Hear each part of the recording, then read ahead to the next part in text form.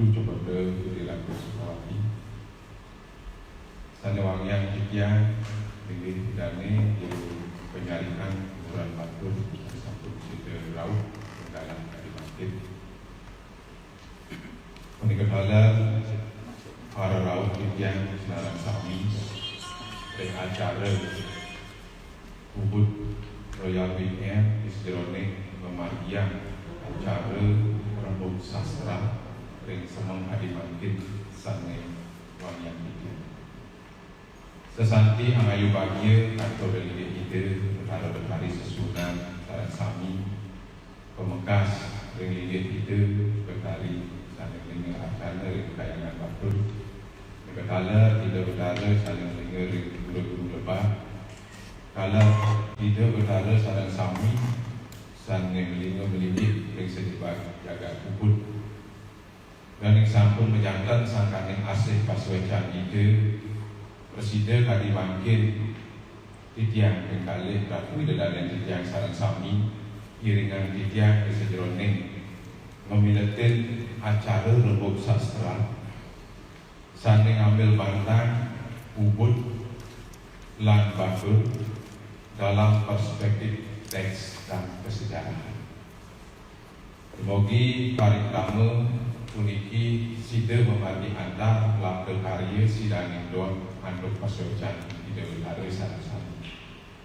Seluruh pemargi acara rembuk sastra di Semang Kalimantan puniki kekawite kejang pacang ngaturan galak majang ngering manggalaning Ubud Royal Weekend dengan punika Ratu Cokote Gede Agung Biciru Sukawati Mangdane Sidaledan ngaturan di daging kewara yang adol amatur seluruh paritamu puniki kekawite anduk Allah aturan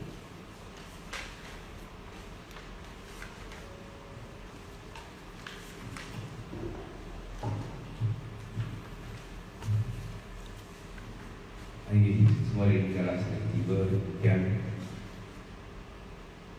sebelum yang atur-atur bisa dari kita yang atur dan Sarang Sami nasija merasa diri desa yang dewasa semoga sering dari sejumlah Sami pilih-pilih tinggi desa yang ngaji Saraswati Pragaya saya mau sastra yang sorry kita Sami Mendalarang mantu pangastum kadar paman dari rumah Om Swastiastu. Nasubur tigang Indonesia dari Beriagung pun ini perkembangan mangkin sadiantu yang beri Indonesia diberi sesuatu.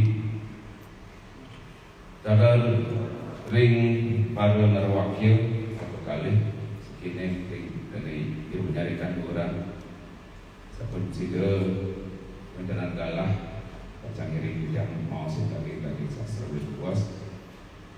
Mereka dalam arsiki pendidikan atau tidak mempunyai sesuatu tidak ada wakil.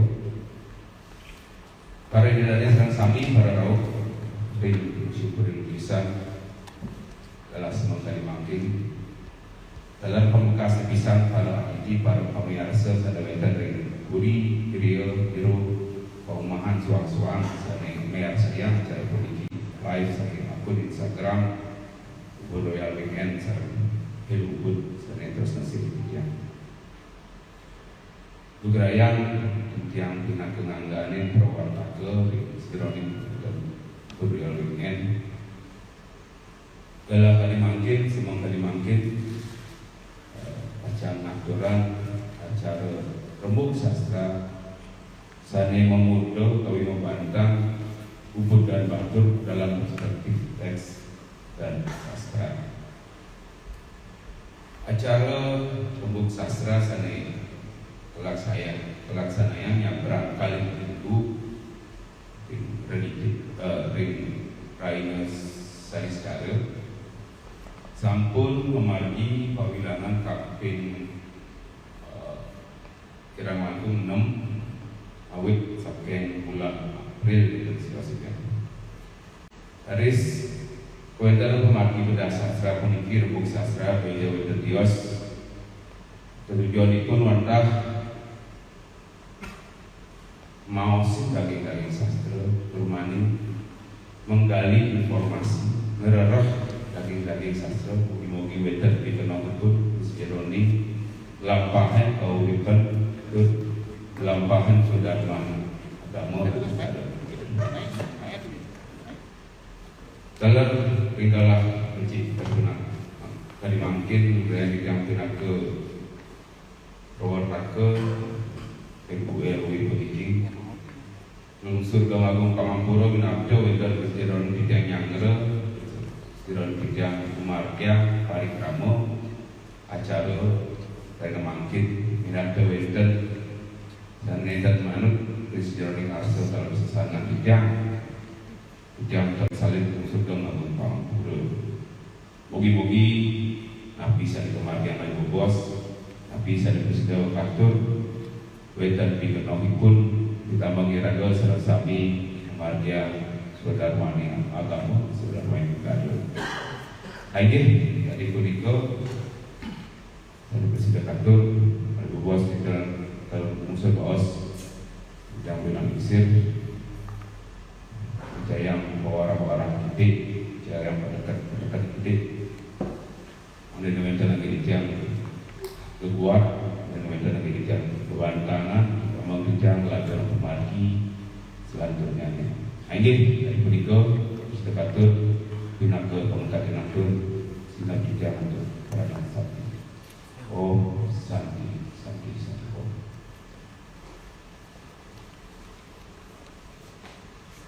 Ingin kerja sampun itu wau sampun sida kebenar yang sambramu wacana saking magale ubud royal weekend. Saya makin galah aturan kijang dengan ratu coba beli ratu Sukawati magane sida bicayang dan bawacana semasa harian kijang pada sidang kijang di pengancang sejerone melanturan kauripan kijang ulah memperwati berkiri kauripan sepisana dari bacang muka pemargi lembut sastra ring semangkali mangin atau galah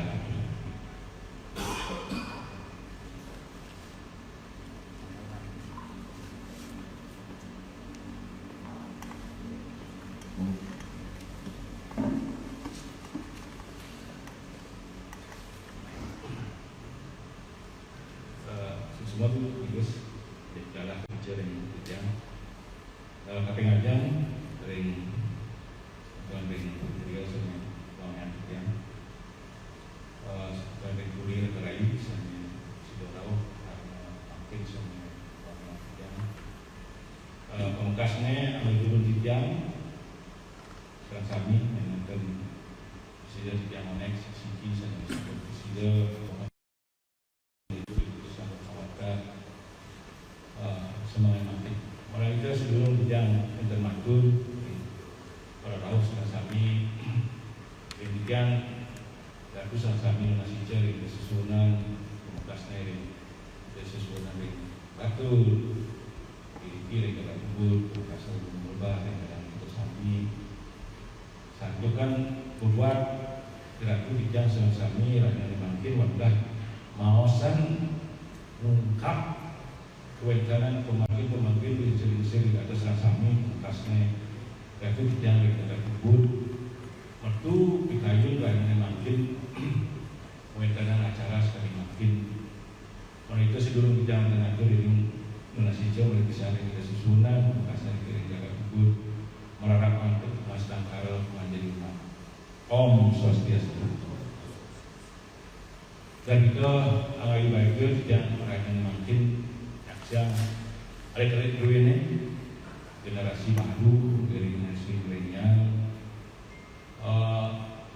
medue pangiase medue kayu nada ini kewenangan seperti posisian waktu mengungkap kewenangan pemakin lingsir kira-kira sami lan ampura memaknai daripada kewenangan pemadi lingsir mungkin yang pasti dia memberikan sebuah apresiasi adik sama-sami, semoga sama-sami, berharap sama-sami, bekasnya tigus, selama adik-adik sama-sami, adik-adik aku sekarang membina, membimbing, aku membimbing, bincang arah-arah. Ternyata nangirago bekal, nangirago pegangan, pemakai nangirago nyamrel, kuentangan adat budaya ekonomi, kuentangan nangirago yang menjaga kubur sekali mungkin. Yang masuk agung, yang generasi satu liwat, yang kan burung cacat, yang kan pasti kebisan, kuentangan mengungkah ini kuentangan pemakai fiksi-fiksi. Nah itu sampun dalikan jagat, walaupun selasami, prorok selasami, para nyarangan Instagram, dan wangian yang dikiwatah pemagi awit, mintanya itu kan pemagi. Kemudian harapan untuk pemagi, pemahaman, kemudian pemagi sekali umum, disediakan angirago pantang, angirago suratan, angirago Cina, angirago bayangan, ini kempon yang kewenangan jaga sekali makin. Yang nyenten banget matur, banget yang kopi lunas yang ada sama-sami, kewenangan acara royal weekend, ya sabun kewenangan masuk, saya mengungkap balik walaupun nilai-nilai tradisi, konsep modern dan tradisi yang penelitian yang usaha dan jaga khusus. Modern itu sebuah pemaki luar biasa, dan pemaki sekali makin bergodan COVID-19 sekali makin jaga tetap dan mental bios dan ingin aku wandah sesubuhan perkara-perkara yang bersama-sami bisa jaga kubur sama-sami sekali.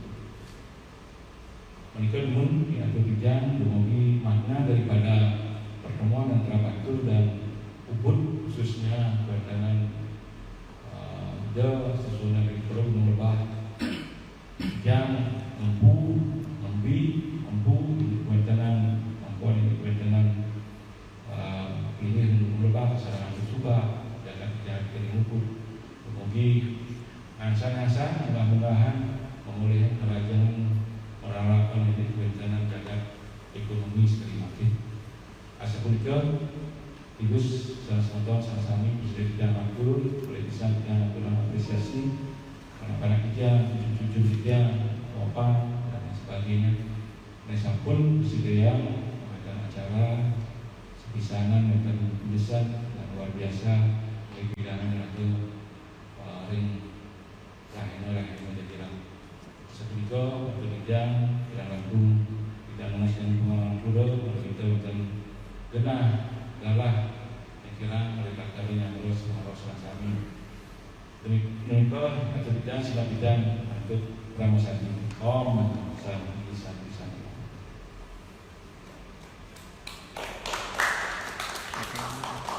ingin pada sampun ke bahwa sampun kepicir dan bahwa canda sakit mengisir ini sarang sami kepada nanti saya sampun kepicir wau sido mengados di pengancam sejerone mulah memperoti utamanipun ring kauripan ring Jakarta. Ini para pamirsa ring dijadi mengenang sani nyaksian acara Lembung Sastra ring hari mangkin. Semoga sareng sami presiden miah sayang kewenangan puniki doning kewenangan puniki doning membuat pesan sejerone kauripan kijang utamipun ring Jakarta.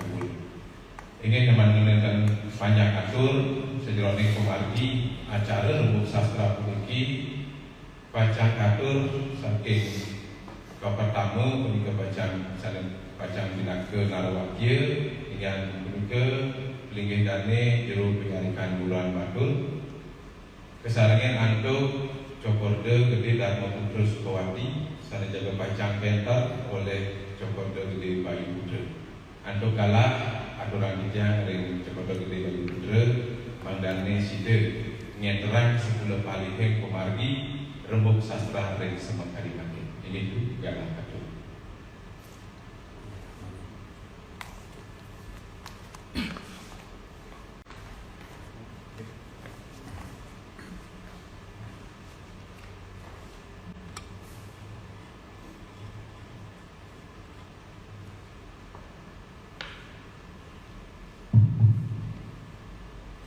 Inggih suksma tunggalan sang pembicara titiang. Kami ngajeng pembicara titiang di Kuliah Ngubur sang presiden dunia dari Mangkuk sampai Wanya Titiang. Kami kali inggih jero gede menyanyikan Duran Bandung sang satu kesucian sampai Wanya Titiang. Para anggota yang mulia sang presiden Rawit Taler dan Makin sang Wanya Titiang. Pengepon pemaksaan berjadi sarungin kalau berhasil sange presiden kalau hidup dari makin sange menyaksikan pamekasne para pamirsa di akun Instagram Ubud Royal Weekend miwah helu Ubud dan dijejak kena sange atas masjid Titiang sederhana Titiang ngawetan madra lain kali makin dan sulut-sulut di Titiang lalu mengesami nasi jeri desan yang diwasa pamekas tepisan itu bertali yang batu tingkali itu bertali ribu lebar di ketalan tidak bertali sani mendesan kiri di sana dulu dumadi acara pemargi rombok rahina di Kalimantan presiden pemargi labda karya larapan atau bicara pangasul karo pengajar Om Swastiastu. Inggih lugrayan Titiang baca enter sejero ini rebuk sastra rakyat mungkin ngangge bahasa Indonesia mandane presiden jenar mengkakas mengesami pamiarsa di Instagram membuat daging-daging sari baca kodang oleh bos di para wakil yang mengesami inggih para pemirsa dan juga para penikmat sastra dimanapun berada. Kalau kita berbicara tentang Ubud tentu tidak bisa dipisahkan dari perjalanan panjang kita di masa lalu. Keberadaan Ubud yang sudah berkembang begitu besar menjadi sebuah kawasan pariwisata dengan berbagai macam prestasi kelas dunia yang diraihnya tentu tidak lepas dari buah pemikiran-pemikiran para pendahulu kita terdahulu. Kebudayaan sebagai roh pariwisata Ubud sudah terbukti menghasilkan kesejahteraan bagi kita secara luas. Kebudayaan tidak hanya dipandang secara visual dan monumental dalam bentuk festival semata, namun kebudayaan yang merupakan sebuah roh dan tindak laku perilaku masyarakat Ubud di zamannya berkiblat pada konsep agraris. Kalau kita berbicara konsep agraris tentu berujung pada kelestarian alam dan kesuburan lahan pertanian sawah dan kering di Ubud itu sendiri. Nah, kepercayaan kami di Ubud bahwa kelestarian alam dan keberlangsungan ekosistem tentu bersumber dari adanya peradaban air yang bersumber pada pegunungan utara di Bantul. Ada beberapa analogi para ketua-ketua kami di Ubud yang mengistilahkan bahwa Ubud sebagai sebuah anak emas Bantul. Menarik, topik ini terangkat pada buku sastra yang kelima pada Ubud Weekend kali ini dengan tajuk Bantul dan Ubud dalam perspektif teks dan kesejarahan, karena kita akan mendengar para narasumber dari berkompeten bidangnya. Yang pertama adalah Jero Penyarikan Duran Bantul yang akan membicarakan nanti bagaimana konsep Bantul dalam teks dalam kaitannya kuasa tanah dan anugerah air. Kemudian ada narasumber kita yang kedua yaitu Cokorde Gede Darmo Putra Sukawati yang akan berbicara tentang bagaimana kita melihat air, negara dan tradisi dalam romantisme Bantul dan Ubud yang selama ini terjadi. Untuk memperhatikan jalannya acara rembuk pada pagi hari ini, langsung saja kita akan mengenal lebih dalam. Saya juga akan memperkenalkan narasumber kita yang pertama. Nama nasional beliau Iketut Iriadi Ariano. Beliau kadegan dados Jero Penyarikan Duran Bantul sebelumnya. Beliau terlahir di Bangli 26 Juli 1994, sangat muda sekali. Beliau mengenyam pendidikan SD sampai dengan SMA di Kintamani, menamatkan strata 1 di pendidikan studi sastra Jawa Kuno, Fakultas Ilmu Budaya Universitas Udayana, dan sampai saat ini beliau sedang melaksanakan studi di program studi Magister Linguistik Konsentrasi Wacana Sastra, Fakultas Ilmu Budaya Universitas Udayana. Keseharian beliau sebagai seorang jurnalis di salah satu media di Bali, pengalaman organisasi, kemudian menjadi ketua himpunan mahasiswa program studi Jawa Kuno Himawa FIB Ubud tahun 2015, sebagai ketua penelitian dan pengembangan forum persaudaraan mahasiswa Hindu Dharma Universitas Udayana. dan hingga sampai saat ini beliau menjabat sebagai Ketua DPK Perada Indonesia Kabupaten Bangli. Langsung saja kita persilahkan juru penyalikan Duran Batur untuk hadir di panggung depan.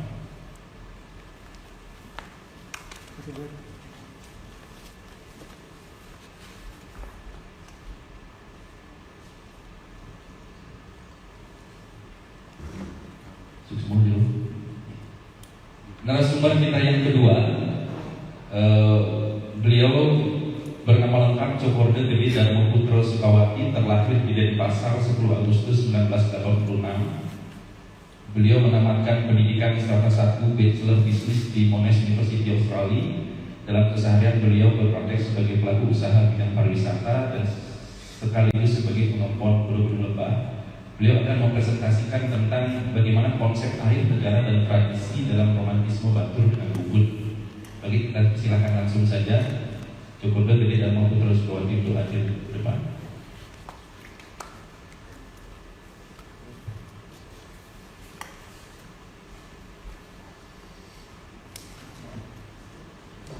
Baik para pemirsa dengan di Instagram, begitu juga para hadirin yang berkesempatan untuk hadir pada acara Rebuk di Museum Guru Lisan.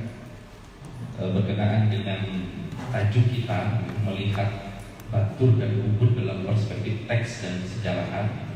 Nanti kita akan dengarkan langsung yang pertama pemaparan dari juru penyalikan Duran Batur, mungkin selama 40 menit dulu ya. Kemudian selanjutnya narasumber kita yang kedua Cokorda Gede Darmo Putro Sukawati dalam waktu yang sama kurang lebih 40 menit di sesi yang berikutnya. Baik, untuk mempersingkat jalannya acara, saya persilahkan yang pertama langsung saja juru penyalikan Duran Batur kita.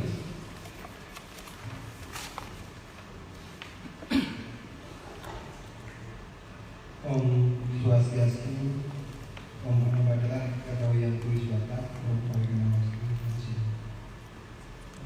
Matur semua, milik galah sama kedua yang apa yang ajar dari aku riset Ubud pada santun kedua atau semua bisa ala bedanya saran sami ane para singgah kedua ada dari tabuk sastra sane kadala dari kelahiran sana mungkin ini titian saya Ketua Hadiah tahu hidup penyalikan Duran Batur. Sebenarnya sangat senang sekali, sangat bergugah sekali diberikan kesempatan untuk membicarakan sari-sari pemikiran, sari-sari kearifan yang ada di daerah kelahiran saya di Batur. Terkait dengan Rembuk Sastra pada hari ini, sebetulnya saya dihubungi sekitar 4 minggu yang lalu oleh Cik Bayu dan saya agak bimbang sebenarnya. Apakah saya bisa menyatakan sari-sari pemikiran saya, sari kearifan yang begitu luas? Nah, nanti barangkali di sini saya bukan sebagai narasumber, justru saya yang nanti menjadi ceruk dan meminta air-air kearifan dari para yang hadirin di sini yang berbahagia. Saya sebagai seorang anak muda Batur sebenarnya terketuk dalam hal persoalan-persoalan kearifan-kearifan yang kami miliki yang saat ini ada kesenjangan, sehingga ketika saya diminta untuk mengisi atau kita berdiskusi hari ini sudah hajar saja gitu bahasa ini. Baik, pada kesempatan kali ini saya akan membicarakan persoalan kuasa tanah dan anugerah air. Dalam hal ini adalah meneropong hubungan Batur dan Ubud. Tadi di pembukaan acara ini sudah dijelaskan sepintas tentang romantisme Ubud dan Batur yang sejatinya sangat erat sekali. Saya awalnya juga sebelum berada di dalam lingkaran kepengurusan Pura Batur melihat hubungan ini begitu lekat Jadi ada apa antara Batur dan Ubud? Sering sekali menjadi pertanyaan. Hingga kemudian ketika saya dimintai tugas untuk hadir pada acara hari ini, saya banyak meminta pertimbangan-pertimbangan dari pengusir kami, dari Jero, Gede, Batu Mekalihan, dan juga pengusir-pengusir yang lain. Mungkin nanti di perjalanan saya membabakan butir-butir pemikiran ini, ada hal-hal yang mungkin kurang, nanti kita diskusikan. Bahasan tentang kuasa tanah dan anugerah air meneropong hubungan Batur Ubud, kita akan mulai dari esensi pegunungan Kintamani itu sendiri. Pegunungan Kintamani sebagai sebuah pegunungan yang berada di tengah-tengah Bali sejatinya memiliki posisi tawar yang sangat baik di Bali dalam hal ekologis dan juga kemudian terformulasi, terkonsepsi dan bertransformasi ke arah hal-hal terkait dengan spiritual Bali. Kintamani sendiri berasal dari, banyak orang menduga berasal dari kata Cintamani yang artinya permata pikiran. Mungkin ketika masa-masa kolonialisme Belanda, C itu dibaca K. Kemudian menjadilah Kintamani dan berkembang seperti sekarang menjadi Kintamani. Kata Cintamani sendiri sudah bisa dijejak, sudah bisa dilihat daripada prasasti paling purba, paling tua di Bali, yaitu prasasti Sukawana yang berangka tahun 882 Masehi atau 804 Saka. Di sana disebutkan ada sebuah Kintamani itu sebagai sebuah kawasan universitas rohani, seperti saya kutip dari pernyataan Kusumarto, sebagai sebuah universitas rohani yang pada saat itu memang ada kawasan tertentu di kawasan pegunungan Kintamani di Bukit Cintamani Mal dibebaskan dari pajak, dan di sanalah orang-orang penekun rohani, biksu-biksu melakukan aktivitas spiritualnya, melakukan aktivitas batinnya. Itulah yang kemudian disebut sebagai Bukit Cintamani Mal menurut prasasti tersebut. Kalau kita lihat kemudian kata Cintamani itu yang berarti permata pikiran, secara harfiah itu berasal dari kata dalam bahasa Sanskerta yaitu Cintamani. Kemudian pada formulasi selanjutnya dia dibawa atau terserat ke dalam bahasa Jawa kuno yang bisa kita temui dalam sejumlah karya sastra Jawa kuno yang bisa kita temui. Saya mengambil contoh penggunaan kata-kata Cintamani pada prasasti, pada kekawin Ramayana, kekawin terpanjang, tertua dan terindah yang sampai saat ini kita warisi dalam perspektif peradaban Nusantara. Setidaknya dalam kekawin yang panjang itu yang sampai 26 sarga, ada 3 bait yang menyatakan kata atau penggunaan kata Cintamani itu sendiri. Salah satunya pada sarga ke-11 bait 20 dinyatakan seperti ini. Anilat maja duta sadu dia, sila Cintamani metuakan sakahyu, ragu putra nahan taling nira oja, muji sang maruti Maria makintu. Dan pada saat ini adalah penjelasan bagaimana Hanuman sang Marut Suta sangat dipuji oleh Ragu Putra atau sang Rama Dewa itu sendiri. Dan dia dinyatakan sebagai Anda adalah permata pikiran yang mengabulkan segala keinginan itu. Jadi arahnya di dalam kekawin Ramayana ini adalah Cintamani itu mengarah kepada permata pikiran. Pada karya-karya sastra lain yang berupa tatwa khususnya, seperti pada Sangya Semayanikan, Brahspati Tatwa, Cintamani juga mengarah kepada hal-hal seperti itu. Jadi pada intinya Cintamani itu adalah pengabul segala keinginan. Dalam tingkatan samadhi juga ada sejumlah hal yang dikaitkan dengan tingkatan samadhi Cintamani itu menurut Sangya Semayanikan, salah satu teks budaya yang cukup purba yang kita miliki di Nusantara. Mengapa kemudian pegunungan tengah Kintamani yang sejatinya adalah pegunungan Batur purba disebut secara geologi itu diberikan nama Kintamani, permata pengabul segala keinginan. Kita bisa menjejaknya melalui penampang geografis dari perbukitan atau pegunungan Kintamani itu sendiri. Kalau kita bandingkan, Kintamani itu memiliki sebuah penampang geografis yang lengkap. Di sana ada api, di sana juga ada air. Kakawin Purwani Gunung Agung misalnya menyebut air Danau Batu itu sebagai air yang sangat suci, ciptaan letak keuripan. Begitu juga kita kalau merujuk teks Utara Kanda Dewa Purana Bangsun, Gunung Batu disebut sebagai tiang api diri, jadi sumber api gunung dari sumber api itu sendiri. Kalau kita melihat adanya api dan air, tentu akhirnya kalau digabungkan dan menjadi kukus atau asap. Inilah kehidupan. Antara air dan api bersatu yang menjadi kehidupan, sehingga menjadi sebuah sebuah hal yang logis ketika Kintamani itu disebut sebagai permata pikiran atau pengabul segala keinginan. Potensi ini sampai saat ini bisa kita lihat dalam potensi-potensi pariwisatanya. Ada fenomena yang aneh selama pandemi COVID-19 ini menyebar di dunia.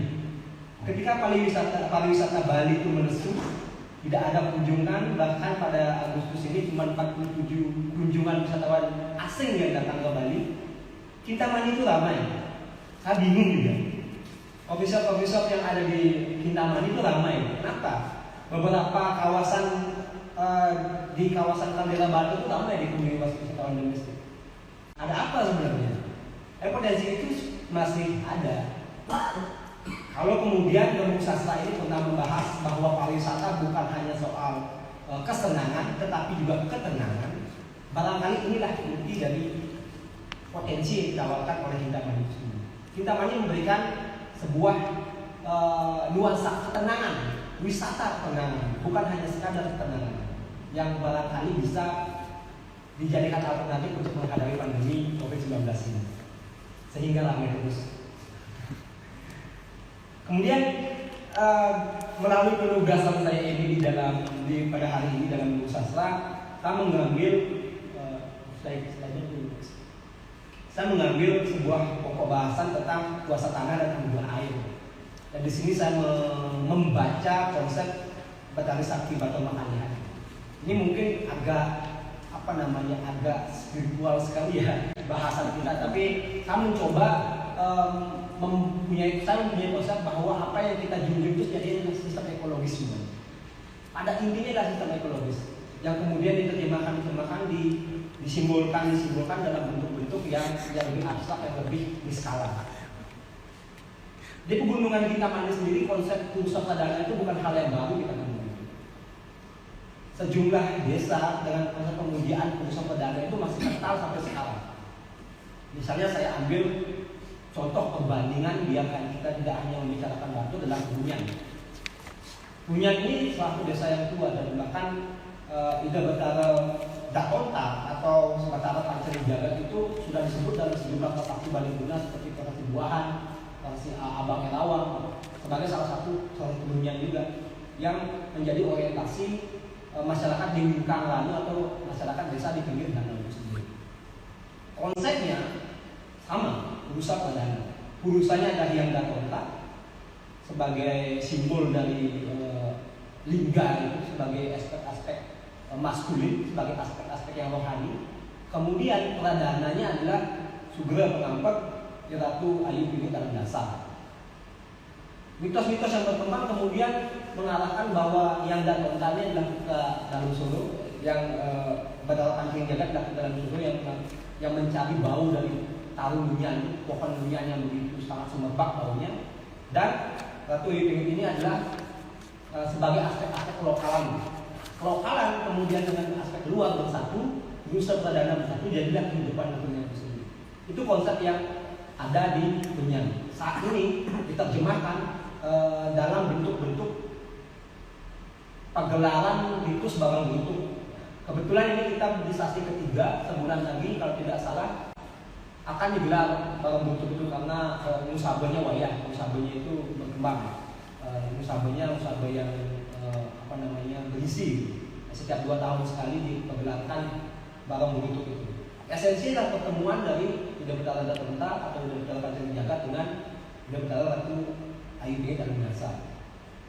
Kemudian kita tarik ke Batur, konsep ini juga masih ditemui yang diterjemahkan ke dalam konsep Ratu Betara Sakti Medoi Bumi, Sugeng Pengampeng, dan Ratu Ayu Dwi atau Ratu Betari Ayu Dwi atau Betari Dwi.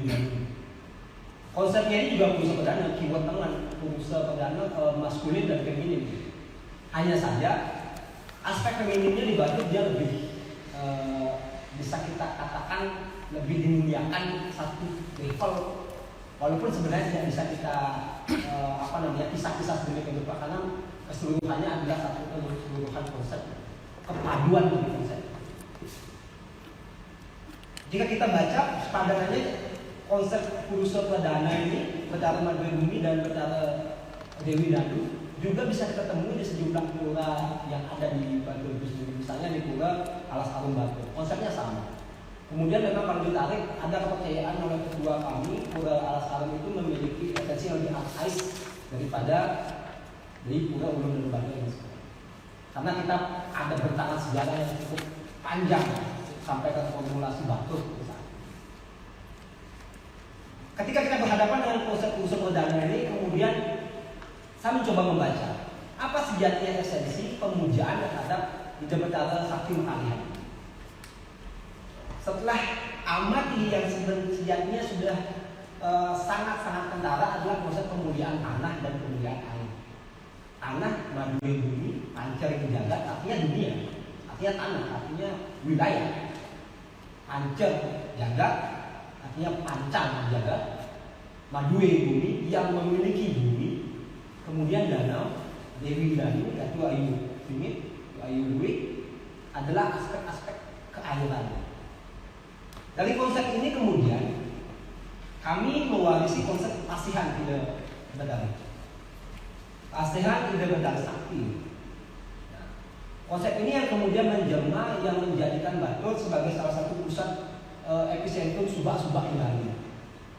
Teks yang kami warisi Raja Purana Ulun dan Batur, mohon maaf, bagiannya di sana ada 13 teks dan 13 naskah yang menjadi satu kesatuan sebagai Raja Purana. Salah satunya adalah Pratikani Pusana Siwa Sesana. Dalam lembar 14B dan 15A dijelaskan seperti di dalam slide ini.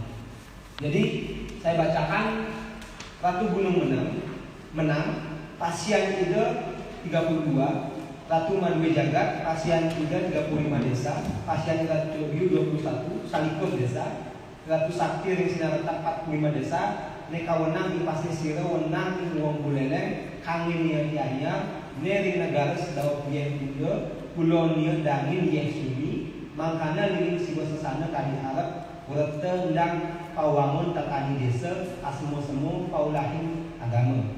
Jadi kurang lebih dalam teks ini dijelaskan bahwa Pasian Ratu Sakti Sinarata itu adalah setimahan desa atau 45 desa yang batas wilayahnya ini sangat jelas dalam teks dijelaskan. Bagian di selatan itu antara Tukat Tunda dengan Tukat Sumi atau Sumi. Sumi itu di kawasan Tabanan Selat Aceh. Tapi saya belum pernah ke sana. Kalau Tukat Tunda jelas itu. Jadi bentangannya seperti itu. Kemudian dia di bagian utara Pulau Bali ada di Tianya. Sempat saya konfirmasi ke Jero Gede bahwa itu ada bukan Macanggah di Tianya. Apakah ada airnya atau dia adalah sungai yang kering saya kurang tahu. Dan kalau di bagian selatannya itu adalah bukan Banyumanik. Itu jelas. Jadi jelas tentang Pasihan atau jejaring subak yang dimiliki oleh Batur itu sendiri. Kemudian menariknya lagi dalam konsep Pasihan ini ada semacam perjanjian antara subak dengan Batur itu sendiri. Yang kalau kita baca lebih dalam sejatinya adalah proses pemuliaan terhadap air yang mengalir itu. Jadi dalam kepercayaan kami Danau Batur itu memiliki 11 pertirtaan dan yang beberapanya adalah mengalir ke bagian utara dan bagian selatan Bali dan menjelma menjadi sungai-sungai yang dimanfaatkan untuk saluran irigasi. Sebagai seorang pasihan, anggota Pasca juga, dia memiliki desa-desa ini memiliki hak dan tanggung jawab. Haknya adalah mendapatkan air, mendapatkan kita, kemudian tanggung jawabnya setiap purnama Wesakwa atau purnama Kedase menyerahkan salin tahun, mengaturkan salin tahun sebagai sarana untuk pelaksanaan upacara Musyawarah Kedase. Itu terkait dengan anugerah air. Kemudian persoalan kuasa tanah. Ada temuan yang cukup menarik saya dapatkan di salah satu teks ya, yang menyatakan ada sejumlah tanah Due Ida Bedara Sakti yang ada di sejumlah desa, dimanfaatkan oleh sejumlah desa, dan kebanyakan desa-desa itu adalah desa-desa yang ada di Gianyar, di kawasan Kecamatan Tegalalang, dan barangkali ada di Kecamatan Kayangan sekarang. Ubud juga mungkin ada ya. Itu beberapa desa adalah disebut sebagai desa Sawana Batu, mungkin ini sebatu maksudnya. Teleput, Kebon, Kedisan, Talo, Ponggang, Panempahan, Timbul, Impuhun atau Calo, Serongga, dan Abian Basi. Nah, Gianyar ya, Kecamatan Gianyar. Desa-desa ini yang memanfaatkan tanah Due Jabatari itu juga sangat jelas misalnya.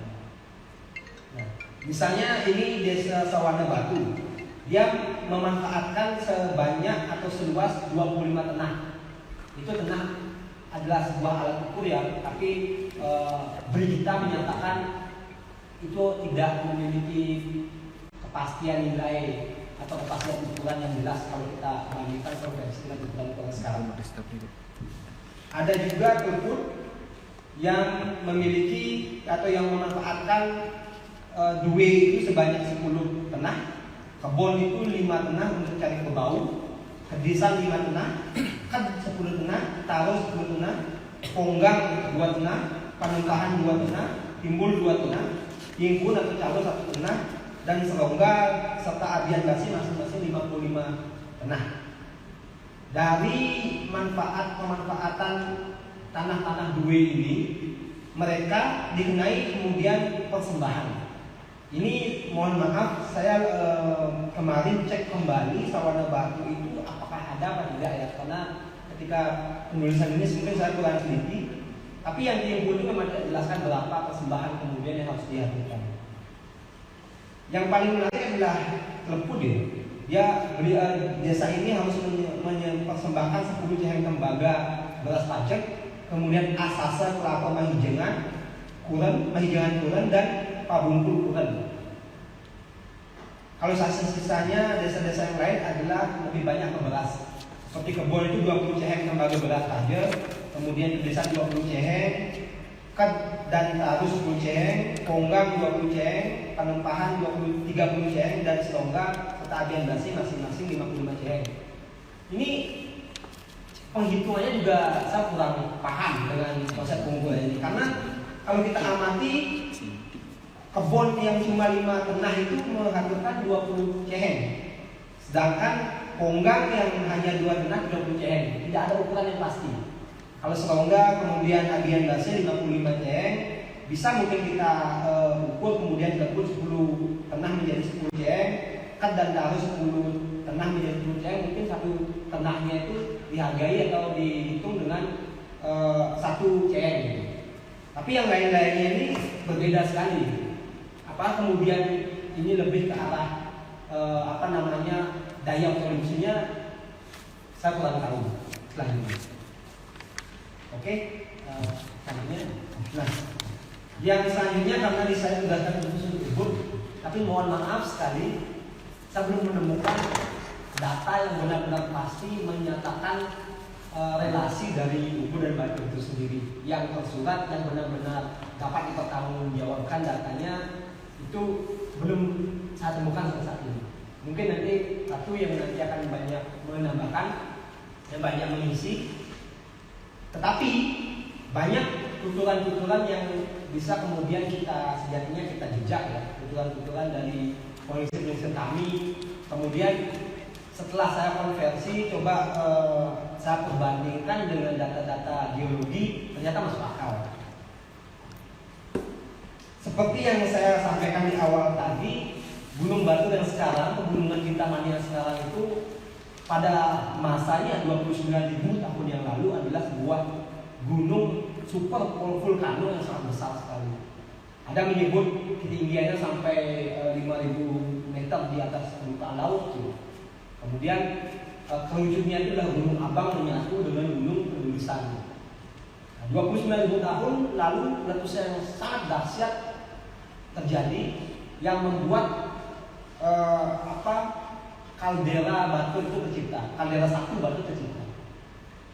Sisa-sisa material yang tertumpahkan itu lebih banyak mengarah ke arah selatan, yang kemudian ini bisa kita temui sebagai batu-batu padas yang tersebar di daerah selatan, utamanya di daerah-daerah aliran sungai.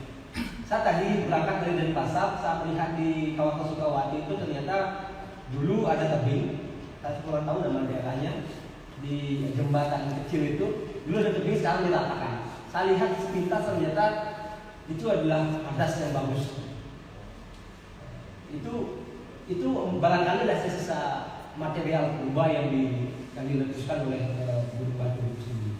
Kemudian 21.000 tahun yang lalu, kemudian sekitar 8.000 tahun setelahnya, Gunung Batur meletus lagi. Yang sudah menjadi kaldera satu itu meletus lagi karena memang sifatnya suatu vulkano sangat besar sekali daya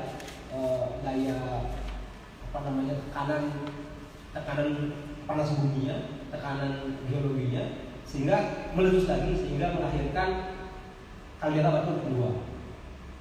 Setelah itu baru kemudian muncul Gunung Batur yang sekarang atau anak Gunung Batur. Ternyata data-data geologi ini sejalan dengan mitos yang kami miliki. Mitos yang kami miliki, Ida Batari itu ketika baru sampai di Parahyangannya, Jelinganya, kawasan itu adalah bebengan agung dibicarakan. Jadi adalah sebuah kubangan besar yang di dalamnya adalah air. Setelah dilindihkan beliau, baru kemudian muncul Mekeprug Solas Memang jadi batu gunung, jadi lingga. Jadi apakah kemudian leluhur kita bagaimana pola risetnya terdahulu dengan kekuatan batinnya itu mengkonstruksi sebuah mitos sejalan dengan data-data ilmiah yang dapat kita warisi dengan metode-metode ilmiah yang seperti sekarang. Ini menarik sebenarnya dan perlu kita lakukan riset yang lebih mendalam, kajian-kajian mendalam terkait dengan ini. Tentang fenomena geologi ini, apa kemudian hubungannya dengan Ubud? Dia pertama adalah batuan padas. Jadi di kawasan Ubud ini adalah sejatinya kawasan tanah yang sangat subur sekali, karena dia limpasan atau limpahan dari tanah-tanah debu atau material vulkanis. Dia sangat subur sekali. Tebing-tebing batuan itu juga menjadi potensi yang sudah dimanfaatkan, sekarang seperti potensi-potensi wisata air terjun, kemudian juga tebing-tebing yang ada di Bukit juga itu kan sudah dimanfaatkan dengan baik. Nah, sisanya adalah pertanian dan mungkin lahan kering di sini ada ya, pertanian lahan kering itu sudah ada. Nah, ada fakta menarik juga yang saya temukan dalam sebuah literatur yang dikeluarkan oleh Kementerian SDM bahwa struktur pasca letusan 29.000 tahun itu menciptakan sebuah jejaring air yang unik. Jadi air batur yang meresap dari kawasan di kaldera itu baru akan banyak muncul antara 7 km dari pinggir kaldera. Jadi wajar di kawasan batur itu terlihat air, walaupun dia menghasil air. Kemudian air-air yang muncul itu adalah di kawasan dianya 7 km dari kaldera, barangkali di Ahua itu baru kemudian muncul ya.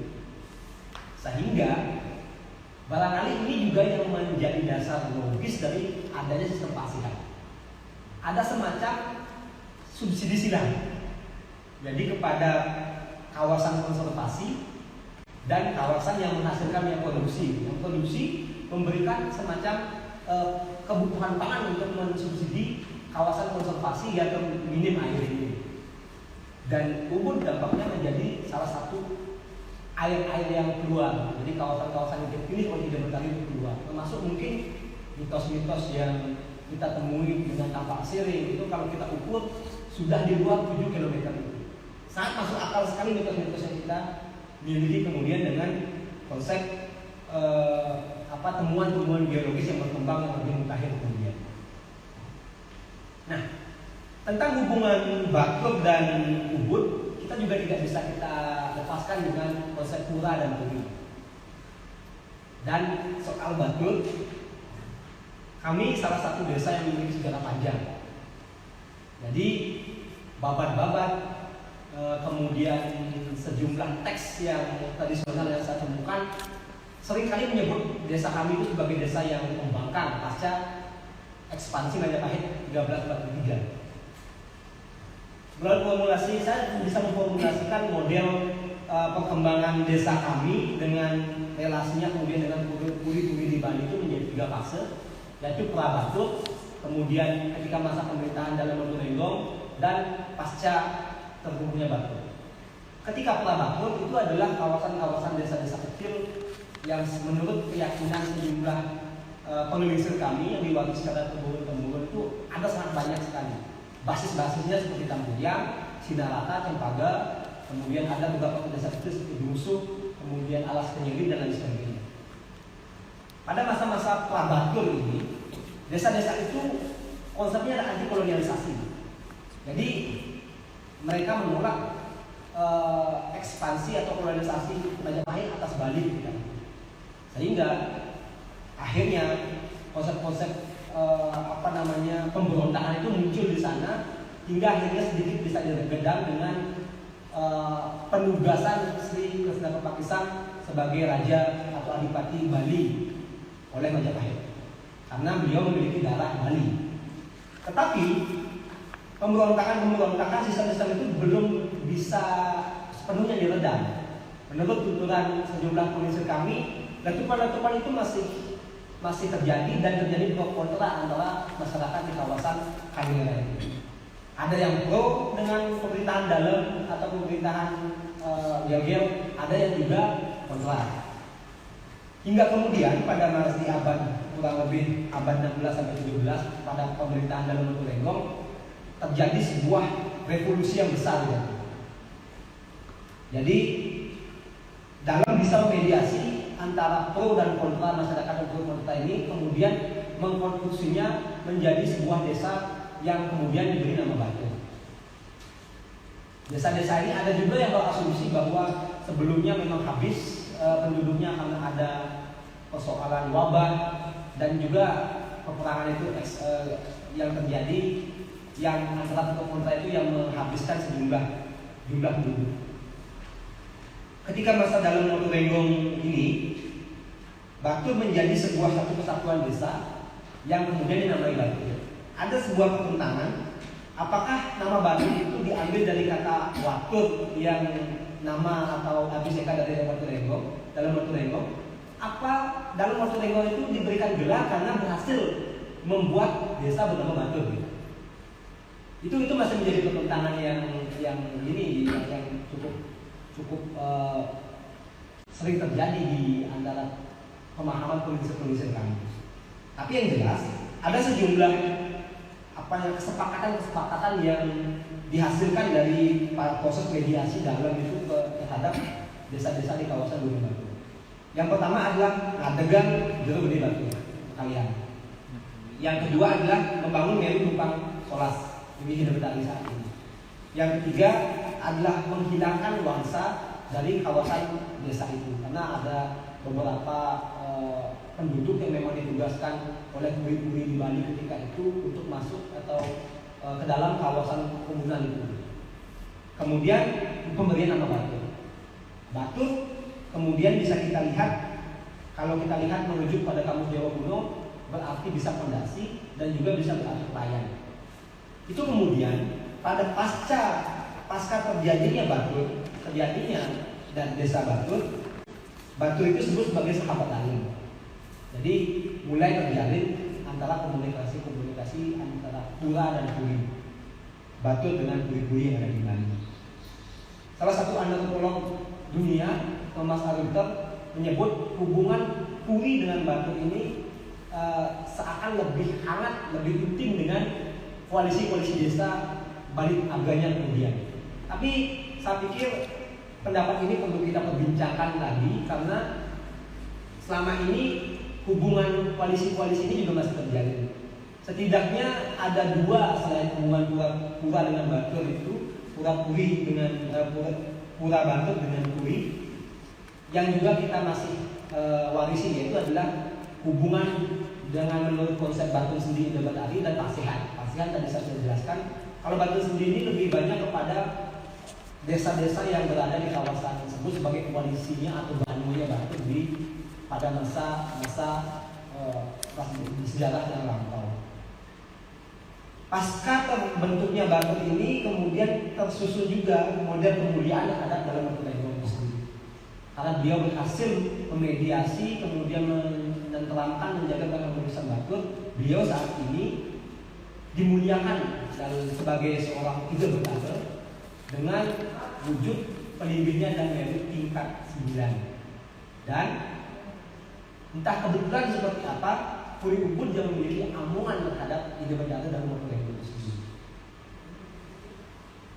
Terkait dengan konsep amungan Puri, setidaknya saya bisa kumpulkan ada 5 Puri yang sejatinya berpengaruh dan cukup besar di Bali, memiliki konsep among inamong dengan beberapa pilihan yang ada di Batur. Pertama adalah Lungkung yang memiliki kewajiban untuk menjaga linggih atau stana dari Ide Betari Dewi Danu. Yang kedua Bangli memiliki amungan terhadap linggih Ide Betara Madui Bumi. Yang kemudian ketiga adalah Buleleng yang memiliki amungan terhadap linggih Ide Betara Gede Gunung Agung. Kemudian ada Lumui yang memiliki tanggung jawab amung-amungan terhadap linggih Ide Ratu Manik Asahina. Kemudian ada Puri Ubud yang memiliki tanggung jawab menjaga linggih Ide Betara dalam Lotenggo. Puri-puri ini selalu mendukung pelaksanaan proses-proses upacara selama puja wali terhadap Ide Betari yang dimaksud. Terhadap hubungan Puri dengan Batur juga kemudian dilegitimasi dengan keberadaan sejumlah teks. Misalnya ada Usana Bali. Ini menyebut jelas merupakan, saya mengira adalah produk pasca ekspansi Majapahit 1343. Dan ini yang mengkonstruksi model ideologi baru yang dikembangkan di Bali, yang salah satunya kemudian mengangkat Batur. Kemudian ada Purana Katua Raja Purana Ulun Batur menyebutkan secara rinci hubungan antara Kelungkung hingga ke Taman Bali hingga ke Bali dengan kaitannya dengan Batur. Dan juga ada sejumlah baban, seperti misalnya baban Badung yang menyatakan bahwa Arya Notowaringin yang menjadi pendiri kerajaan Badung itu mendapatkan anugerah di Batur. Begitu juga dengan Babian Kanya yang sebagai patih Notowaringin yang juga pernah dibesarkan di Batur. Sisanya adalah ingatan-ingatan lisan, semacam saya belum sempat mengkantor juga hubungan-hubungan cerita lisan ini, sehingga barangkali bisa nanti kita diskusikan di lain waktu untuk memastikan data-data ini bisa kita pastikan bisa dipertanggungjawabkan. Ada juga hubungannya dengan Puri Buleleng. Ada tuturan di kami ketika masa jayanya Pandi Sakti itu sempat melakukan penyerangan terhadap Batur, kemudian juga membakar kul-kul keramat, pengerahan keramat Ide Betari. Akhirnya kena ada musibah yang menimpa beliau dan hingga menyampaikan kaul untuk mengganti kul-kul itu dengan sebuah kul emas, dan itu masih ada artefaknya, juga mengitari kawasan Gunung Batur dengan tase. Itu baru bisa dibayar pada 2011 atau 2010 yang lalu melalui Pemkab Buleleng. Itu sempat Gunung Batur diberi oleh tase putih di bagian pinggangnya. Tentang konsep kepemimpinan, yang kemudian terkait juga dengan Batur, ada satu teks yang menyebutkan ini kepada pemimpin dan juga rakyat Bali sebenarnya. Ini juga diperhatikan Pusana Siwasana, saya temukan bahwa ketika pengacil-acil di Tanggoyang, seperti misalnya Panembaku Brate, wajib sekiranya sang mawa bumi, Satria, Arya, Bandesa, Pasa, Gadung, Nukuhin, Patih Bali, sama mengingat dan melakoni bakti yang digelar di Tanggoyang. Itu jelas dalam himbauan yang tertulis di dalam Pratekannya Pusana Siwasana Raja Purana Gunung dari Batin. Kemudian yang selanjutnya adalah konsep membersihin segara. Ini juga dijelaskan pada teks yang sama di lembar selanjutnya, di lembar 9B, dibalik dari 9A.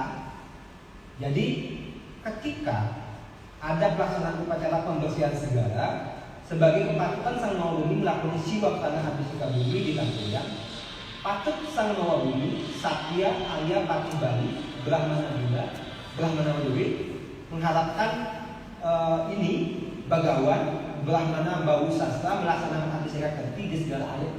Segala alit yang dimaksud adalah danau. Ini mengarah kepada proses upakara seperti Pancawari Krama, Kelem, Candi Darmada, Ibuana, dan selanjutnya. Ini menjadi kewajiban sang mawa bumi. Sang mawa bumi yang dimaksud jelas adalah penguasa-penguasa Bali. Bisa berupa puri-puri di kawasan itu. Dan kalau kita bawa ke ranah modern, bisa sekarang adalah ke pemerintah daerah. Jadi kewajibannya jelas menjaga titik-titik ekologis yang ada di Bali. Ini barangkali sejalan dengan visi-misi pemerintah kita saat ini. Selanjutnya ini adalah refleksi ke depan terhadap apa-apa yang kita warisi. Saat ini ada harapan-harapan yang disematkan pada sisa-sisa jejak-jejak dari keterhubungan Batur dengan hal-hal yang ada di Bali, baik dari desa, subak, pasihan, puri dan lain sebagainya. Pertama adalah konsep ekologi religi. Seperti yang saya nyatakan di depan, jelas konsep religi yang kita warisi di Bali saat ini sangat berbasis ekologi. Orang memuja ide dari danau itu karena adanya fungsi danau Batur yang begitu kompleks terhadap proses hidup manusia Bali. Begitu juga dengan pemujaan gunung. Karena gunung memang memberikan aspek manfaat yang begitu luar biasa terhadap masyarakat. Sehingga perlu kita jaga Sankerti ini. Sankerti menurut Sukutana Kanda Dewa Purana Bangsun adalah Giri Kerti, Sagara Kerti, Ranu Kerti, Wana Kerti, Jagat Kerti, dan Sui Kerti. Sui malah, bukan Atma Kerti. Jadi sawah kita harus eksis terus untuk menjamin kesejahteraan itu. Tanpa ada sawah yang memproduksi makanan, ya mustahil kesejahteraan akan ada. Bisa kita sejahtera tapi kita impor gitu. Ini menjadi sebuah formulasi yang sangat ekologis sebenarnya. Dari gunung kita bisa membuat energi, sumber energi panas bumi kita bisa manfaatkan. Kalau seperti ini kita benar-benar jaga, kita benar-benar jujur, Bali itu bisa mandiri. Saya yakin. Kemudian yang kedua, harapan-harapan saya pribadi pada masa depan relasi ini adalah pemahaman teks dan konteks. Saat ini kita kan sering ya beragama yang kemudian berkaitan dengan beragama laku, jadi beragama sikap.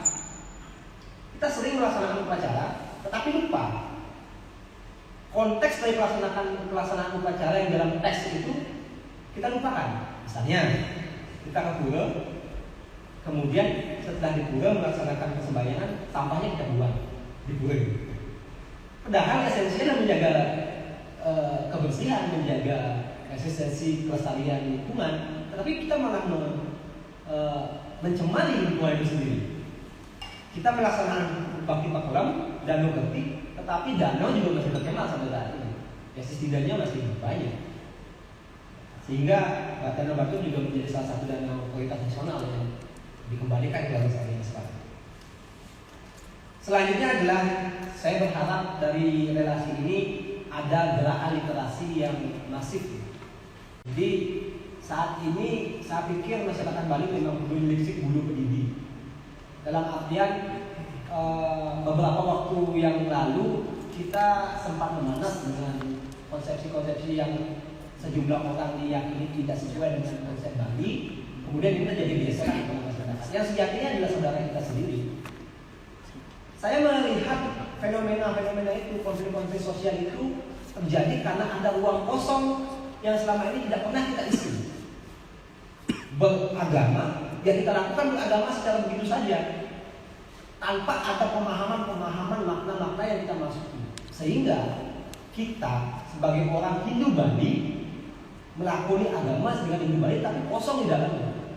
Ruang-ruang kosong inilah yang kemudian diisi oleh barangkali rekan-rekan saudara-saudara kita yang lain yang berhasil menerjemahkan teks itu ke dalam hal-hal konteks-konteks yang lebih baik. Jangan salahkan kemudian mereka berpindah haluan karena ada ruang kosong yang selama ini kita biarkan begitu saja. Hingga model-model diskusi seperti ini, rembuk-rembuk sastra seperti ini perlu dilakukan. Sebelumnya di Denpasar sendiri ada rembuk sastra bernama Bajawada yang setiap nama dibilang. Dan itu konsisten, sekarang sudah menjelma ke arah media daring. Ini semestinya pula juga mulai difungsikan ke konsep pemulanya, bukan hanya sekadar memuja ke yang atas, tetapi juga pula itu berfungsi sebagai hubungan antara manusia dengan manusia, kemudian hubungan manusia dengan alam, selain juga manusia dengan entitas yang maha asa. Sehingga pula harus kembali kembalikan pada fitrahnya sebagai pusat pengisian batin itu sendiri. Dan mewacana setiap pelaksanaan puja wali kalau memungkinkan semestinya digelar. Jadi masyarakatnya akan tetap menjaga ya minimal adalah konsep-konsep yang lokal-lokal itu sendiri. Jangan sampai di lokal-lokal itu terseragamkan, hilanglah lokalan kita, hilanglah lokal jenius kita, tidak jenius lagi bahasa-bahasa yang lokal. Itu barangkali yang menjadi titik inti dari kehadiran Bukit Permata Pikiran. Saya pikir Batur ke depan akan menjadi sebuah jarah literasi bagi Bali, mengembalikan kitanya seperti yang tersurat dalam Rasa Sukawanaa sebagai Bukit Cinta Manima. Demikian sebagai pemantik dari diskusi kita hari ini. Mohon maaf jika ada kata yang kurang berkenan. Terima kasih. Waktu saya kembalikan ke moderator.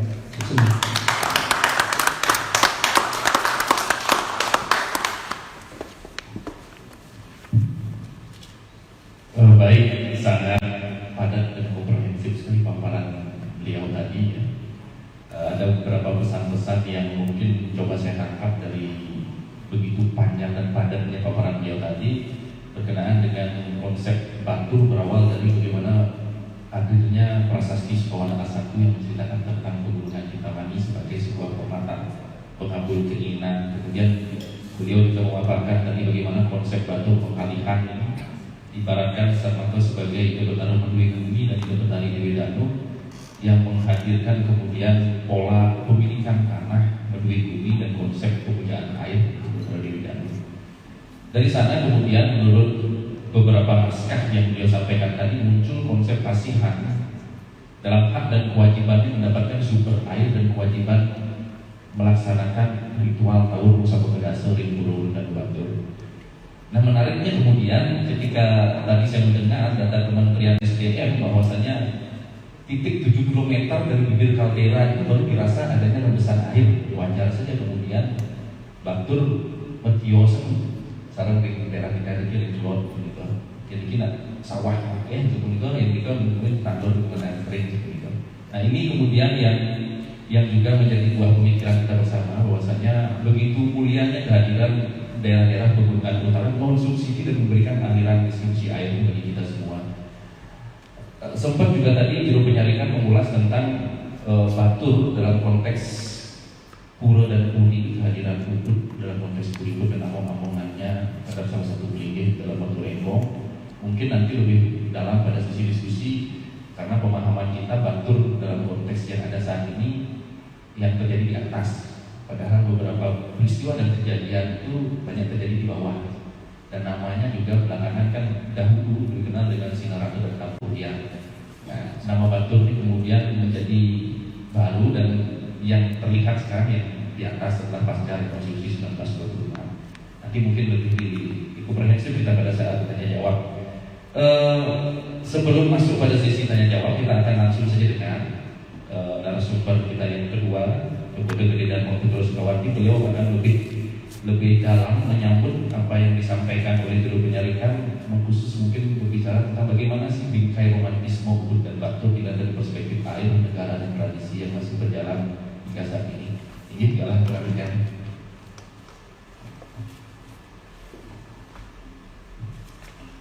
Ini suksumur yang galah sana kebicara yang didiam oleh moderator, saudara yang didiam modal ngatur diri kembali pisan sarang-sarang menasijar yang ini ide dari pemekas yang ide bedara sani meligo sana ring perayangan Batur alat ide dari ini sani meligo ring perayangan gunung lebah mandane napi sani ke bawah sekarang dari makin membagi antar labda karya taler iraga serang sami sadar kebicara kerajaan pada kerajaan olahraga untuk pengasuhan kare panganjali umat. Om Swastiastu. Aye Ratu Penglingsir Puri Agung Ubud di sini kanggane untuk pada gede Ratu Sukawati Ajung Didiang ini sani kusuma yang Didiang Bakti Didiang sepisana Didiang menas pada beran duwe yang dimatur dan mungkin kalau ini Dani juru penyalikan Batur sani sampun meraga suci sani dahat wangi Didiang semua juru sampun rauh dengan Ubud nage timunas yang sami iki kuenta tala angge griya angge puri sani dahat wangi Didiang angge juru sani presiden rauh tala iki wangi Didiang dan angge juru pemaksaan Purajati tala iki semua taler kuenten juru pekasih Didiang juru pekasih ageng dan Ubud sana taler lagi ini universiti kalau begini pemekas pamiarsa lain misalkan ring akun Ubud Royal Weekend akun Hello Ubud sana nyarengin live dari makin sana susumaya Didiang sederhana Didiang Kiruna Sampuro sejatinya menapi di Didiang nenten jauh ahli di bidang kesusastraan nenten tagar akademisi di bidang kesusastraan tapi malah mau sengit teks-teks kuno sakewaten Didiang akeh kebetulan banyak mendapatkan kesempatan melihat secara langsung bagaimana Ubud dan Batur berinteraksi. Bahkan Didiang sendiri terlibat di dalamnya tidak jarang. Jadi Didiang sangat merasakan kehangatan antara hubungan antara Ubud dan Batur di generasi Didiang setidaknya. Ini wau dane juru penyelidikan sampun membawas akeh besar padat komprehensif tentang bagaimana unsur-unsur kesejarahan Batur, taler unsur-unsur spiritualitas yang ada di Batur. Tentunya juga bagaimana hubungannya dengan Ubud, yaitu melalui sudut pandang Raja Urane dengan konsep pasihannya dan juga tadi juga disinggung tentang berlindih ide dalam Batu Remo saling menejebos taler jadi pausnya Didiang. Hingga langsung mantap untuk mempersingkat waktu Didiang KWT untuk topik pembahasan yang Didiang akan bawakan dari makin itu bertajuk romantisme antara Ubud dan Batur dilihat dari sudut pandang air, negara, dan tradisi-tradisi yang masih berjalan sampai sekarang. Ini juga khusus melalui sudut pandang Didiang sebagai warga Ubud, juga Didiang sekaligus sebagai bagian dari keluarga besar Puri Ageng Ubud dalam pemempon Ringpura Gunung Lebah. Atas izin penglingsir Didiang kami yang makin menjadi menyampaikan topik pembahasan titian hari ini. Oke. Mungkin ini tidak usah kita perdebatkan lagi bahwa air merupakan sumber dari kehidupan. Wenten bahwa sering menyebut bahwa masyarakat Ubud percaya tanah yang subur yang dimiliki Ubud merupakan anugerah dari ide sane menduwe doya, inggih punika ide bedari batur. Namun sederhana melangkah di pembahasan punika ngiring sarang-sarang melihat bagaimana masyarakat Ubud melihat air itu sendiri. Nah, ini seorang profesor yang berasal dari Belanda melakukan penelitian tentang kerajaan Mengui, ini namanya Profesor Noldor. Di sana, walaupun penelitiannya dilakukan di Mengui, dia rasa bisa merepresentasikan bagaimana cara pandang masyarakat Ubud melihat air itu sendiri. Pertimbangannya nika secara radius jarak Ubud dan Mengui tidak begitu jauh. Terus yang kedua, Ubud pernah menjadi atau pernah berada di dalam kewilayahan kerajaan Mengui sebelum diperintah oleh Danau Sukawati. Terus yang terakhir, niki banyak atau sebagian dari masyarakat Ubud berasal dari Mengui. Jadi yang rasa penelitian ini juga bisa valid untuk melihat sudut pandang orang Ubud.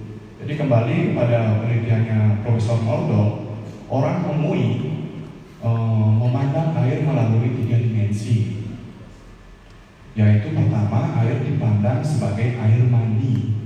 Air mani di sini adalah dipandang sebagai air pembentuk suatu kehidupan, juga pembentuk suatu klan atau sistem kekerabatan yang kita miliki di Bali yang berdasarkan atas keleluhuran. Berarti sentana atau keturunan dari sebuah klan atau sistem kekerabatan ini disebut dengan istilah warih, yang dalam bahasa Indonesia itu air kencing, bisa juga diartikan dengan air mani. Ya. Penggunaan istilah warih ini sangat lazim dipergunakan. Sebagai contoh, mengenai sampun mulikanin, tidak contohnya ini adalah keturunan dalam Sukawati, sangat lazim disebut dengan warih dalam Sukawati.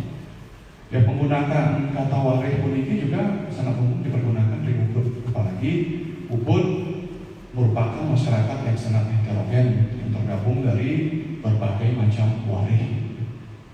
Pada poin kedua, ketika Noldor menemukan bahwa masyarakat Mengui memandang air sebagai air suci, yaitu yang kita kenal dengan istilah tirta atau maksud ada. Next itu dulu. Nih. Turun kan?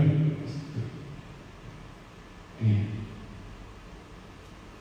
Air suci puniki adalah air yang sudah disucikan atau sudah dipuja oleh orang saling meragu suci, dan juga air yang bersumber dari sumber-sumber mata air yang disucikan.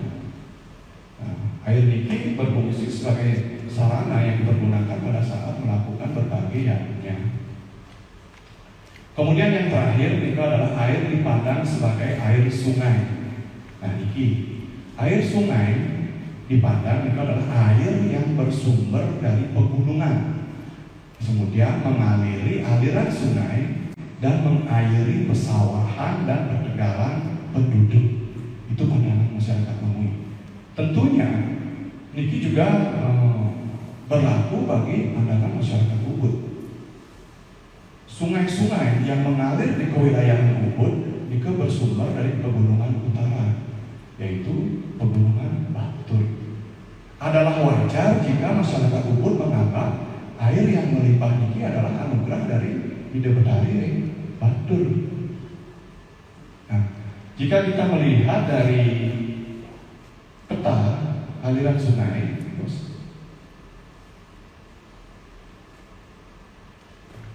nah, ini peta aliran sungai yang kita dapatkan dari Kementerian PUPR, ada beberapa sungai yang mengaliri kewilayahan Ubud. Namun ada ini adalah 3 sungai yang relatif besar melintasi Ubud. yaitu Sungai Ayung di sebelah barat Ubud, Sungai Petanu di sebelah timur Ubud, kemudian Sungai Os yang membentang dari Pegunungan Batur sepanjang 44.000 meter. Bagian utara dari Sungai Os ini dibagi menjadi dua aliran utama yang disebut oleh masyarakat lokal dengan nama Sungai Os Angin dan Sungai Os Kawan. Kedua aliran ini mengalir kemudian bertemu pada suatu titik yang disebut dengan Kecampuhan. Itu salah satu tempat yang sangat disakralkan dan disucikan oleh masyarakat Ubud, berlokasi tidak jauh dari Genah atau Bebau Serangin Makin itu. Itu kurang lebih sekitar 700 meter ke arah barat dari Museum Puri Lukisan. Kecampuhan ini dipercaya sebagai anugerah yang memberikan kesejahteraan dan juga taksu bagi jagat Ubud secara luas. Seperti yang kita kutip dari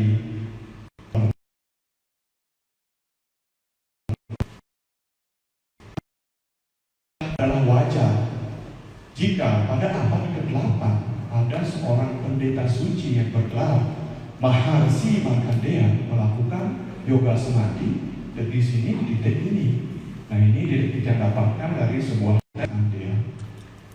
Nah, dari titik ini ke utara membentang sebuah perbukitan rendah yang disebut dengan nama Munduk Gunung Lebah.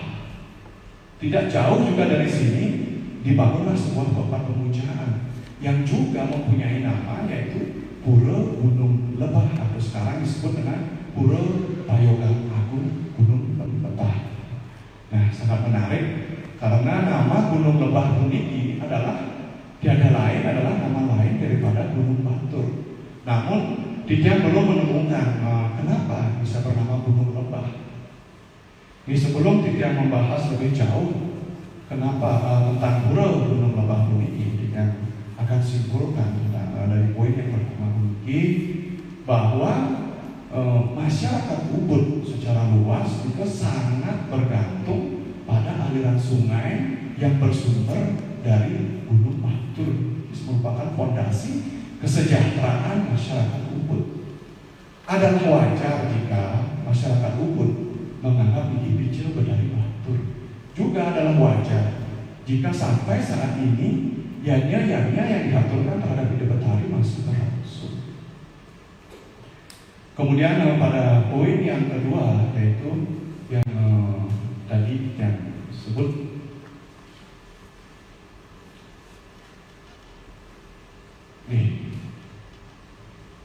negara. Diizinkan dia mempergunakan istilah negara. Jadi seperti apa yang diungkapkan oleh seorang penulis yang bernama Geertz di dalam bukunya Negara Teater, untuk menggambarkan bagaimana keadaan Ubud pada masa perang kolonial Belanda. Nah, di dalam tulisannya ini lebih ditekankan bahwa penguasa pada saat itu lebih mengutamakan pertunjukan tradisi dibandingkan ketahanan ekonomi, militer maupun politik.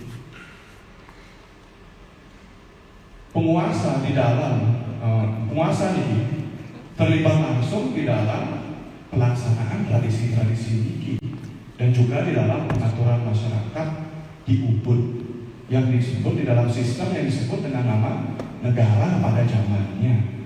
Niki sangat ditentukan oleh harmonisasi dari 5 komponen yang kita kenal dengan nama Pura, Puri, Pare, Pari, dan Purana.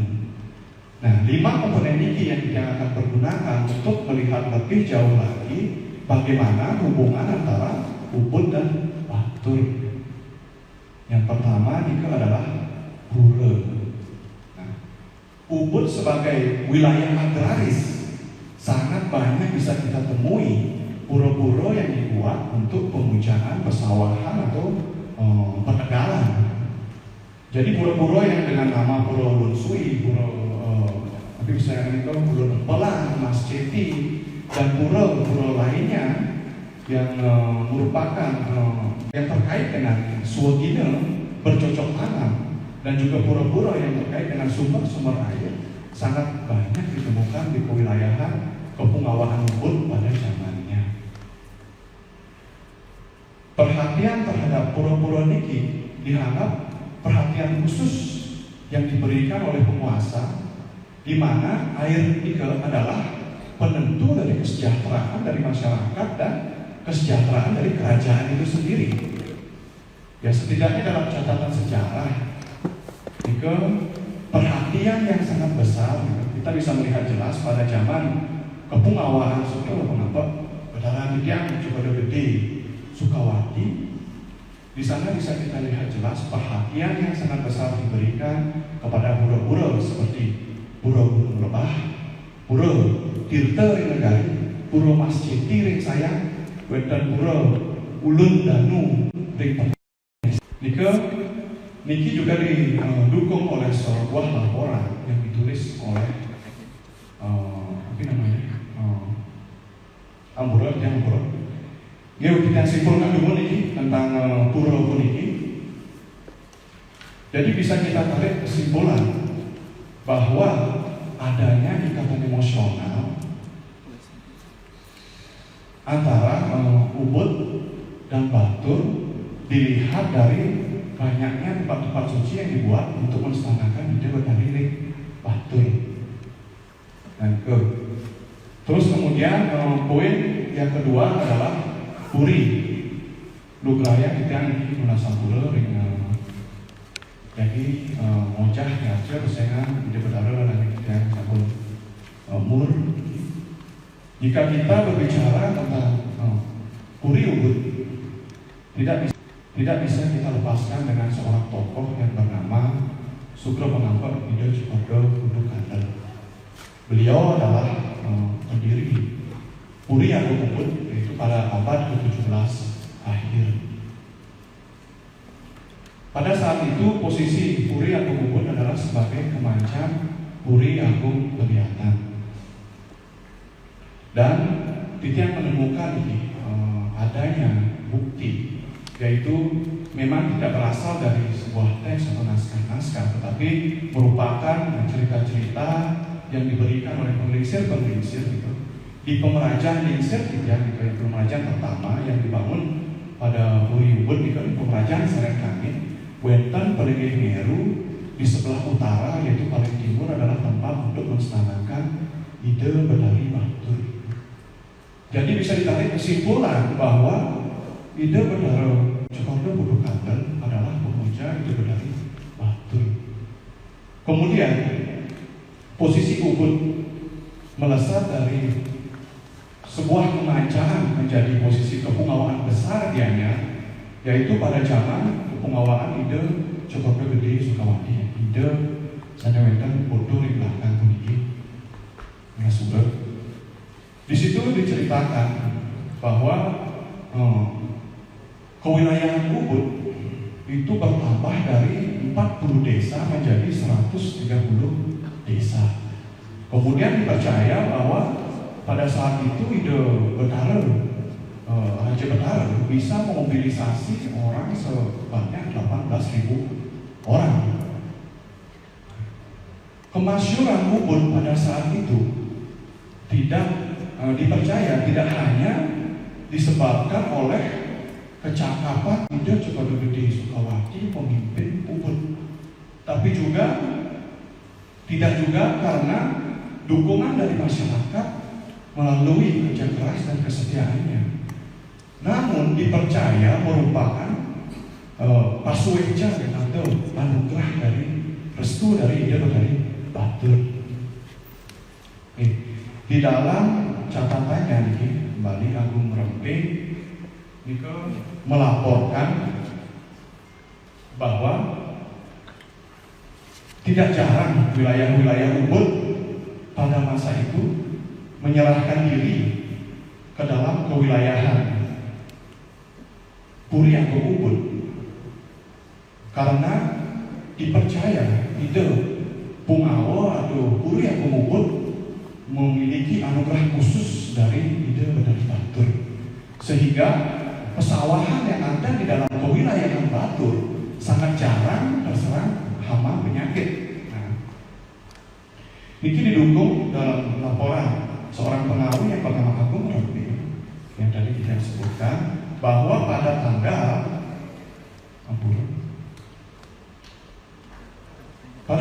2 Juni 1889 adalah sekelompok warga yang berasal dari selatan desa Sayani, yaitu desa Demayu, desa Tebongkang, dan desa Singakarte datang menghadap Ide Bungawa memohon petunjuk karena pesawahan mereka juga diserang oleh hama. Nah, oleh Ide Raja Betara diberikan petunjuk pertama agar warga tersebut memuja Ide Betari Batur. Terus yang kedua, Ida berpesan agar jangan sekali-sekali warga yang berada di sana mengganggu pedagang, pengalu, atau pengelana kuda yang berasal dari Batur. Kemudian di akhir pertemuan, Ida memberikan sebuah batu yang berwarna hitam legam sebesar genggaman tangan orang dewasa berbentuk seperti telur kepada warga tersebut agar batu tersebut disanakan dan dipuja agar kelak mereka bisa terhindar dari sawah-sawah mereka bisa terhindar dari wabah hama penyakit. Nah, di sini disebutkan bahwa batu itu merupakan anugerah dari Ide Betara Betari sang mengiring Gunung Batur yang didapatkan yang dianugerahkan oleh Ide. Dan itu pada saat Ide Raja Betara melakukan yoga semadi Pura Jati. Tidak lama juga dari kejadian itu, melalui pertimbangan panjang, warga tersebut memutuskan untuk mengeringkan sepetak tanah berlokasi tidak jauh dari pompa bensin Tebongkang yang nanti di Balikpapan Tebongkang. Nika dikeringkan kemudian dibangun sebuah tempat pemujaan untuk bebaturan yang istilahnya kecil yang terbuat dari batu padas dan juga batu sungai. Dalam catatan, beberapa catatan dari seorang pengawi perlihatkan juga dilaporkan bahwa warga puniki kembali tangkil menghadap Ide Bungawa, yaitu mengungkapkan bahwa permintaan mereka sudah didagingin. Dari laporan puniki bisa ditarik kesimpulan bahwa Sugro Pangampet Betara Didiang Ida Cokodo Gede Sukawati adalah pemuja Batur yang setia. Kemudian di luar dari catatan sejarah antara hubungan Puri Ubud dengan Ide Betari Batur, ada juga ikatan emosional yang tersirat dalam pemberian sebuah nama tokoh dari Puri Ubud. Ya, tiada lain adalah Ide Sugro Pangampet Ide Cokodo Rai Batur. Beliau adalah ayahanda dari Ide Cokodo Gede Sukawati. McRae dalam catatannya melaporkan bahwa Ide Cokodo Rai Batur pernah memimpin sebuah koalisi menyerang Memui mengatasnamakan Gianyar. Niko menyerang Memui dari barat. Kemudian setelah penyerangan itu, posisi Ubud di dalam kancah dunia perpolitikan Gianyar menjadi sangat diperhitungkan. Terlebih lagi, niki perjuangan dan keberhasilan Ubud di dalam medan perang pada saat itu dipercaya merupakan restu dari Ide Betari Batur. Niki juga merupakan bukti bahwa Betara Didiang Ide Cokodo Rai Batur adalah pemuja Ide Betari. Namun bagi Didiang yang di Desa Tanah dan dari Ubud, sebagian dari Didiang percaya bahwa penamaan Ide Cokodo Rai Batur itu menyiratkan pesan yang sangat mendalam, yaitu agar kami kita sama-sama nentan lali ini Ide Betari Batur. Kembali sekali Nabi saya dibawa saya dari Wawu di Pura Ulun Danu Batur sendiri ada sebuah pelinggih, yaitu pelinggih yang untuk melaksanakan ide berada dalam waktu rengkong. Nah, pada seperti yang dibicarakan tadi, yang pun pernah dipesankan oleh penglingsir yang batur, pelinggih ide dalam waktu rengkong puniki adalah among-amongan uri ukut, sangat identik dengan uri agung ukut. Kapan nih berawal dengan kita mendapatkan naskah yang mengatakan, tetapi kita seperti yang kita ketahui di dalam waktu rengkong puniki adalah raja termasuk Bali yang memerintah pada abad ke-16 yang Laudani sampaikan adalah ide berhasil membuat kesepakatan dengan tetua-tetua Batur kuno, yaitu dalam sebuah tempat yang dipercaya oleh masyarakat Batur yang disebut dengan waktu Silarupit. Kebetulan beberapa minggu yang lalu kita berkesempatan ini Mirik Dani, Juru Gede Duran, Taman Dani datang langsung menyuri ke pertama kali gitu. Mangin seperti pesengannya waktu Silarupit itu adalah sebuah batu yang sempit gitu ada di sana. Konon di sanalah kesepakatan itu tercapai. Salah satu kesepakatan yang dicapai pada waktu ini kan dipercaya adalah itu adalah ide dalam waktu rengkong turut serta bertanggung jawab atas keberadaan Pura Ulun Dalu Batur beserta Batur itu sendiri. Jadi peran sentral ide Betara dalam waktu rengkong di dalam perkembangan Batur itu sangatlah penting melalui kesepakatan-kesepakatan yang dibuat yang lestari sampai sekarang. Nah, Puri Ubud sebagai garis lurus keturunan ide dalam waktu rengkong adalah wajib mengindahkan kesepakatan-kesepakatan punike. Tidak pernah diceritakan oleh Puri Dani Juru Gede Batur Buran Nika Raja Betara buka tiang terus pengampak ide Betara coba berbunci dengan pengawasan ide Betara coba Gede Agung Sukawati tidaklah jarang melakukan persembahyangan di Pura Batur. Tidaklah jarang pula beliau nika mengkemik atau mengkolam di Batur memik ini Ide Betari nika yang pelini Jero Agung nyarangin dani Jero Gede Batur Buran ya. Dan pada waktu itu usia beliau masih terbilang sangat muda, belasan tahun menurut kebetulan Dani.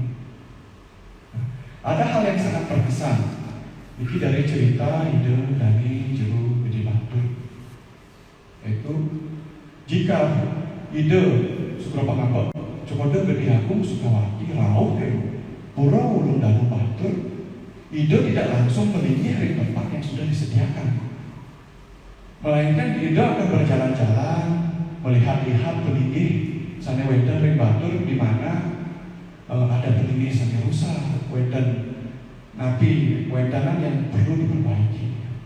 Nika menunjukkan bahwa mencerminkan bahwa spirit di dalam waktu rengkong mengalir di dalam Raja Betara bukan tiang.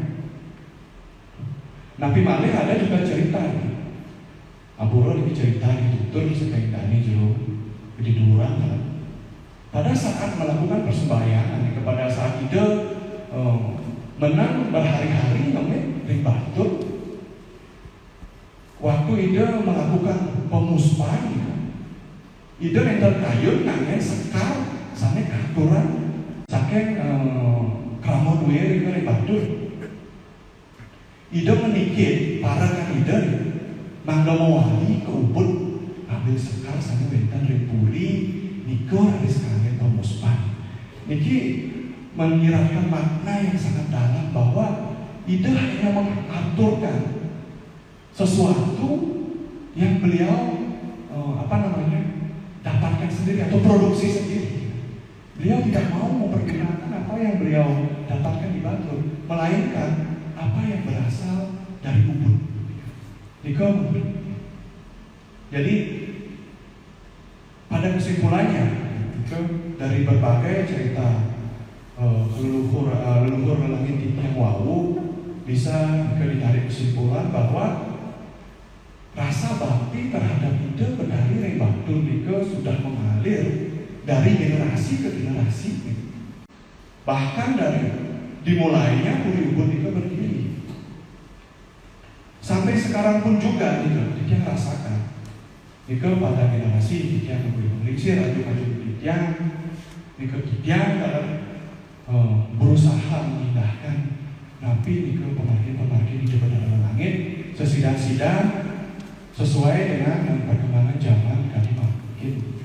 Dia selalu ingat akan pesan dia menggunakan izin apa dia pun suwe dia nak pesan dia bahwa kami dia saudara dia ngerajin di Australia dia berpesan di apa je yang adalah dunia jani itu mengejar bicara tidak berdarah di gunung lebah. Kalau bicara tidak berdarah di Bandung, dosanya ragu-ragu nak dunianya. Karena tidak berdarah di gunung lebah. Nabi Malih ada di karsel, saking batur, saking dani jeruk gede batur.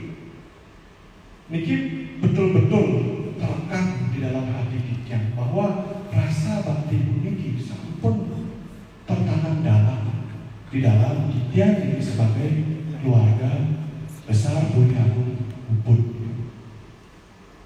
Hingga pada poin selanjutnya adalah pare yang dalam iki berarti dalam khalayak luas yang dalam bahasa Bali disebut dengan istilah krama. Kecamatan Ubud dibagi menjadi 7 wilayah administratif, antara lain itu adalah Desa Ampura, Kelurahan Ubud, Desa Kedewatan, Desa Sayang, Desa Singokerte, Desa Pedulu, Desa Peliatan, dan Desa Emas. Khusus untuk Kelurahan Ubud dibagi menjadi 6 desa adat atau yang dulu disebut dengan istilah desa pengalaman.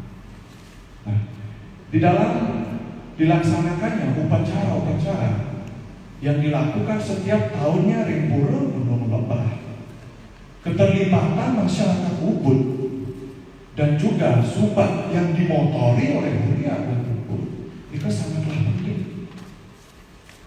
Masyarakat Ubud ini tidak hanya ikut berpartisipasi pada puncak acara saja, melainkan dari persiapan-persiapan sampai ide berdarah aturan bakti penyilatan.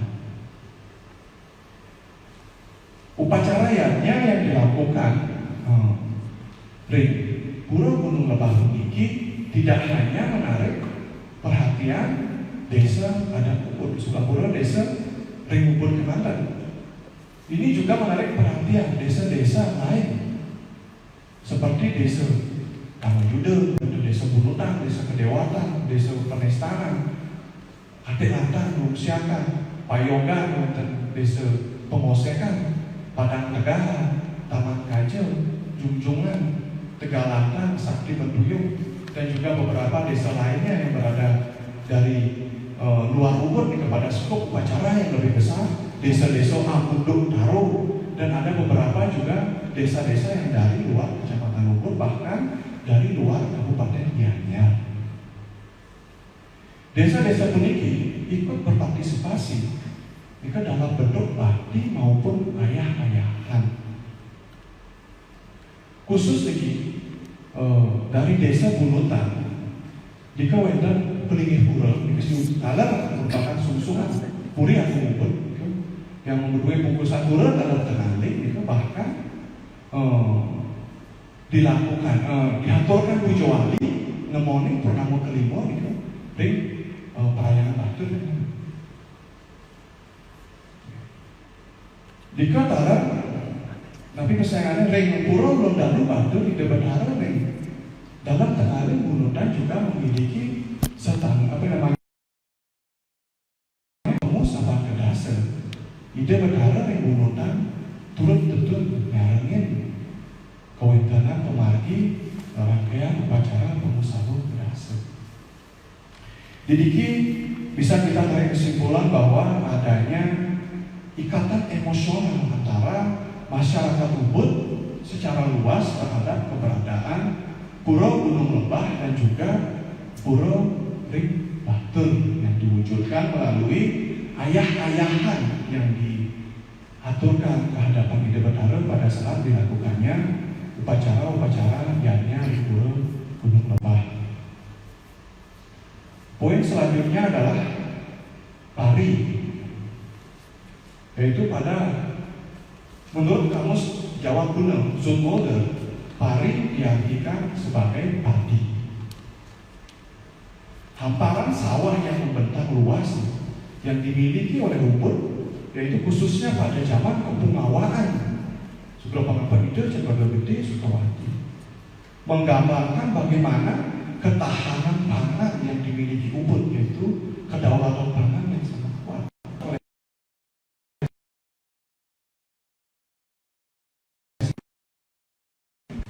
Ini tidak bisa dilepaskan dari peran sentral Subak sebagai motor keberhasilan Punike. Di sini disebutkan, yaitu ada beberapa subak-subak yang menghulu ke Pura Gunung Lebah, ya, yaitu subak-subak yang memanfaatkan aliran Sungai Os. Subak-subak tersebut antara lain Subak Nyur Kuning, Subak Nyur Laten, Subak Dingin Ambe, Subak Diki Buah, Subak Junjungan, Subak Landu, Subak Lentung, Subak Pacung, Subak Hamam, Subak Jati, Subak Bungkuan, Subak Sakti, Subak Buncalan, Subak Bonokal, Subak Sokwayah, Subak Cuk Manis, Subak Semujan, dan Subak Babakan. Kemungkinan di dalam konsep pasihan Batul belum mungkin pada umur waktu dibuatnya sistem pasihan itu belum disebutkan nama-nama subak puniki. Dan melalui perkembangan zaman adalah pengembangan subak-subak puniki. Kemungkinan ini menurut Tidian, kemungkinan subak-subak ini termasuk di dalam subak-subak taruh, pasihan taruh kemungkinan pada zaman dahulu. Nah, keberhasilan subak puniki tidak bisa dilepaskan dari aliran air yang mengalir dari Sungai Os, yaitu yang bersumber dari pegunungan Batur. Jadi bisa ditarik kesimpulan bahwa ketahanan pangan yang dimiliki oleh Ubud itu sangat ditentukan oleh aliran air yang bersumber dari Batur. Kemudian pada komponen yang terakhir adalah Purana. Nah, sampai saat ini Ubud sebagai wilayah dan juga Pura Gunung Lebah juga yang merupakan kayangan jagat, dereng belum mempunyai sebuah produk yang disebut dengan Raja Purana. Oleh karena itu, masyarakat Ubud yaitu khususnya Subak sampai saat ini masih berpedoman pada Raja Purana Duen Pura Ulun Dahlu Batur untuk melaksanakan serada bakti kehadapan Ide Bedari Batur atas karunia air yang diberikan oleh Ide. Rasa bakti ini ditunjukkan melalui aturan-aturan relampen yang masih berlangsung sampai sekarang. Ada juga aturan-aturan hasil bumi yang diaturkan pada saat upacara Musabah Kedasa. Bisa ditarik kesimpulan bahwa pada titik ini Raja Purana Duen Ide Bedari Batur masih menjadi pedoman bagi masyarakat Ubud untuk melakukan serada baktinya terhadap Ide Bedari Batur. Kemudian kita melangkah kepada poin yang terakhir, yaitu tradisi-tradisi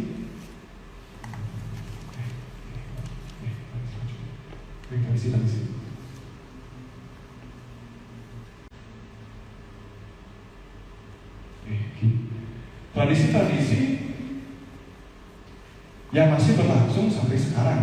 Yang akan singkat saja jika membahas masalah Puniki, yaitu pertama adalah Musabah Kedasa. Seperti yang sampaikan wau halaning Ide Bedari aturan Musabah Kedasa, masyarakat Ubud itu yang lihat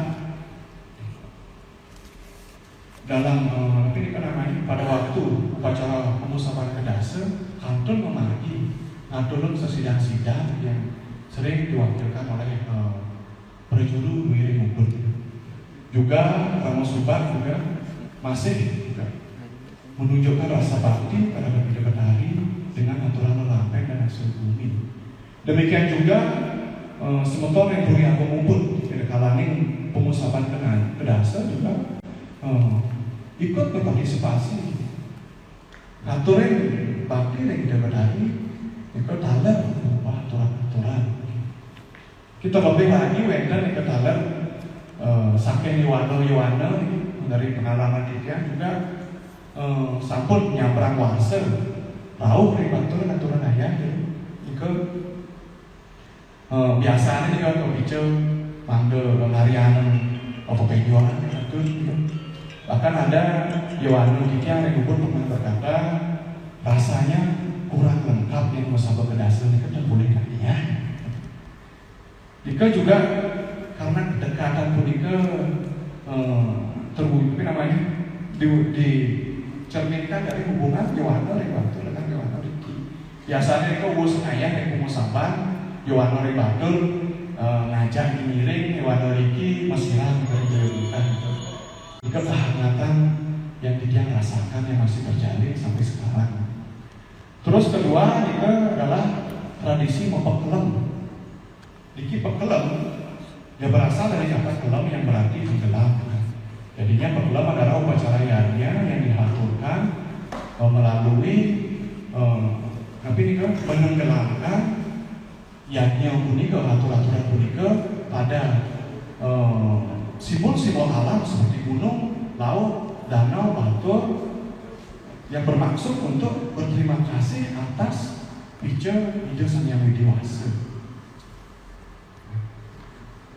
Jika dilaksanakannya upacara-upacara besar di kawasan Ubud dan desa-desa penyanding dikirim Ubud, bisa dibilang pasti jika upacara punika sekali upacara penduduk agung bisa dibilang pasti akan melakukan upacara mempekelam Gunung Batur dan Danau Batur.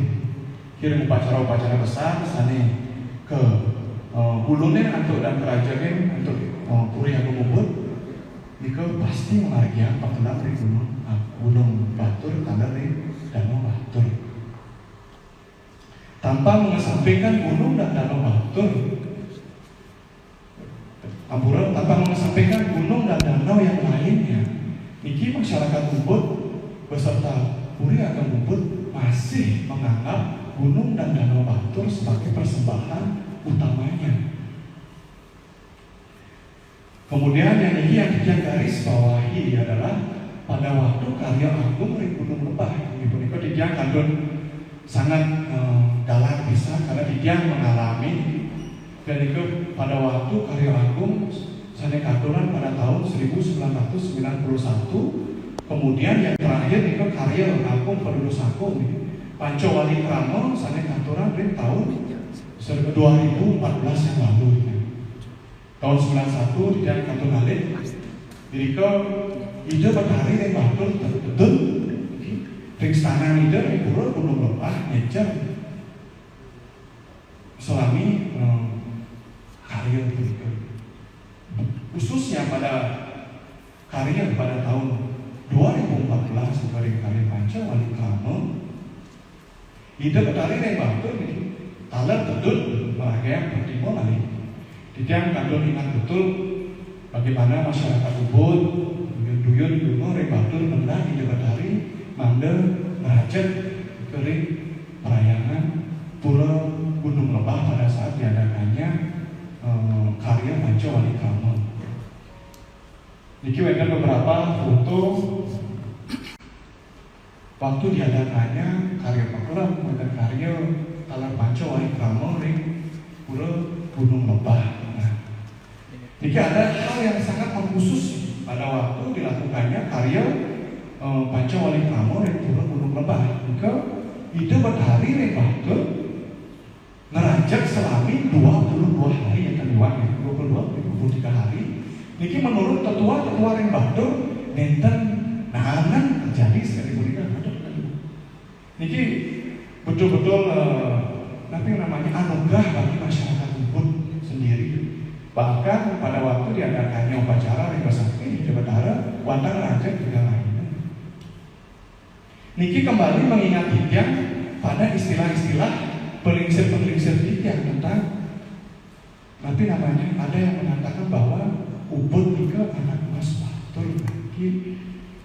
Mungkin kalimat punika adalah kalimat penutup titian. Itu adalah apa namanya? Mungkin kalau dilihat dari segi naskah teks itu sangat minim. Kewanten ini adalah sudut pandang titian, karena kita hari ini membahas bagaimana hubungan batur lawan ring ubud. Gitu. Jika kita ceritakan apa namanya? Bagaimana hubungan ubud dan batur melalui cerita-cerita peningsir titian ini akan memakan waktu berhari-hari karena akeh pisan gitu ceritanya. Menawi pada bos peningsir titian di sana rawi iki, nah ingin paling ide punika. Ingin akeh di Jamadun iki mengkurayang membenan titian iki mabaos dados sekali puniki niku sebenarnya titian enten tapi pati unik jika tampak besar dengan kuaitan yang sekali puniki karena dalam punika perawatan yang ubud royal weekend memikase yang tanda kita ingin karena dia terlibat langsung sering dengan bagaimana ubud dan batur berinteraksi ketika dia mendengar kata burung gunung lebah batur di dalam keterbatasan titian ini kebodohan titian ini dia berusaha ingin bagaimana makin karena dia anggap ini ayahan dia batir ini dia berdari dari batur. Nggih, kirang langkung lunas pengapura tidak kembalikan balik waktu dari moderator sederhana tidak sudah aduk para sati om sati om.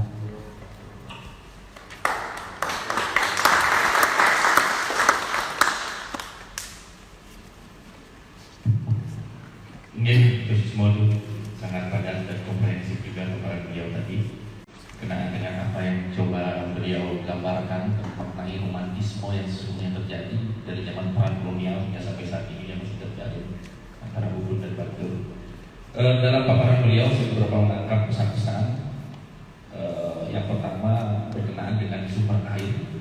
Kita berisik dari data Kementerian PUPR sangat jelas bahwa aliran